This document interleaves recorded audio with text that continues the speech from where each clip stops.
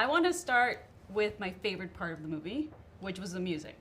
Ah. It was incredible. It's, as a huge collector of soundtracks since the 80s and 90s, it's honestly the best music I've seen in a superhero movie since that time, since probably like the Joel Schumacher times of like, oh, wow. you know, like putting you two on the Batman soundtrack, Yeah, right? yeah. So I mean, it was so cool to hear Los Tucanes de Tijuana, Luis Miguel, Soda Stereo. Like, Yeah. I was freaking out when I heard like Nada Personal at the end. I was like, what? This is my dream come true. So can you talk about the process of selecting the music and working with your music supervisor?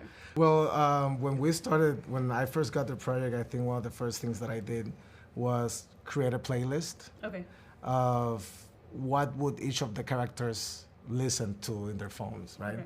So getting from all family members, getting a list of things and just putting them and hearing them and almost realizing like, yeah, as varied as the family is, so is my musical taste. It's not just one thing. And Latinos, we can consume Tijuanas, but we can also consume Calle 13, and we consume Soda Stereo, and Motley Crue, and Cypress Hill. Why not? Like, we are consumers of pop culture too. Yes. It was just so nice to hear such a varied genre-based soundtrack, right? And so now moving on to the score, I'm a huge fan of Bobby's work. Yes. Midsummer, obviously a masterpiece. Yes. So how was it working with him? Because the other cool part of this is the score is so unique and different to modern superhero movies. Like, it's like a throwback to 80s synthesizer stuff. 100%. When we jumped into the project, we were like, I did not want to have the traditional score. Right. I'm nothing against it. I love it. But I wasn't feeling it. And I was like, man, this is like a cool opportunity to hone into the nostalgia of the films that made us.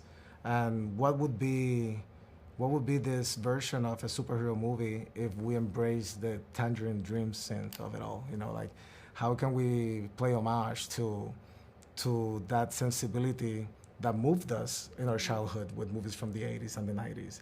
And how can we kind of like repurpose it and bring it up to today? And I couldn't think of anybody better to do that than Bobby. Yeah, he was great. It was great. Honestly, if I was a kid in the 90s, I'd be running to Tower Records to buy the CD, honestly. Yeah, me too. Yeah, great job. Yeah. Now, I want to talk about, I'm sure everybody's asking this.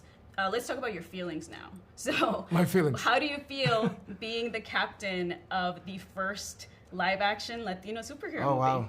Wow. Well, it's sometimes overwhelming. Yeah.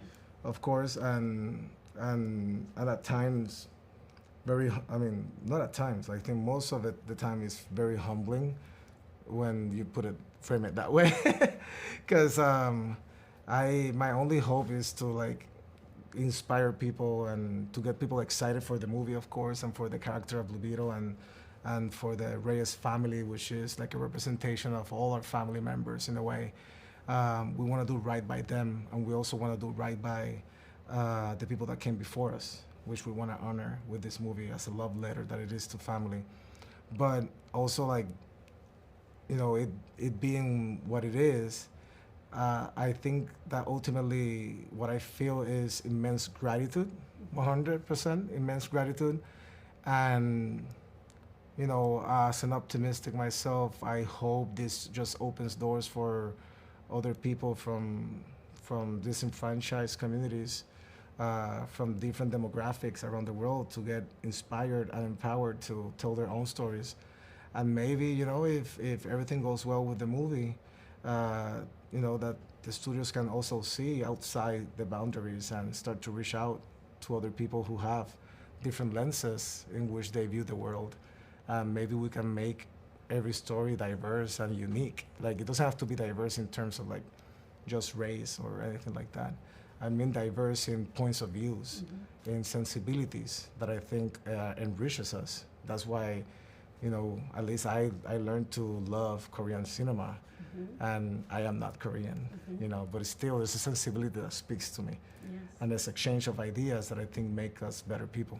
Yes, culturally, and we are also big consumers of the box office. So there's there's that too, you know. But for me, it's just like it's more about the collective human experience that really motivates me, and to see other stories be told by people like me. Speaking of the human aspect of it, still talking about your feelings, the more bittersweet aspect of it, obviously this movie's being released through a strike. Yeah. And it's not just a writers and actors strike, but obviously there's many strikes happening in this country. There's hotel workers, right, delivery drivers. A lot of those industries, we know that the economy in the U.S. is very dependent on the immigrant community. So what are your feelings on that, happening at such a big revolutionary moment in history as you're, at the helm of this big project about Latino representation? I hope that, if anything, this movie can ignite the fire for things to go even louder, because it is a film that depicts the working class. It is a hero of the working class. And for me, I cannot see myself not supporting these strikes. I support, my family comes from, my dad was a Teamster. Like, for me, I understand the power of unions and I respect it a lot. So I am not at all against the protests that are happening. They're necessary. I can give faith on personal and in my country how coming together and protesting actually can cause change. And a lot of the stuff that we are benefiting now are because of the struggles of people that came before us. So I don't take lightly the struggles that are happening now. My support is 100% with the writers, with the actors, and everybody that's trying to fight for a better future. And it happened during this movie. It's what it is. Of course, you wouldn't want it to happen during the release of your movie, especially when our actors, put so much love and passion into the project, and we want the whole world to see it. But they're over there. They're fighting for our future. We should have their backs 100%, and that's why I have them here with me. Oh, I love that. Yeah. Great You know, answer. they cannot be here, but they're here in spirit and in my shirt. Well, muchísimas gracias. Gracias por Mucho eso. gusto y Un placer. felicidades. Ay, gracias.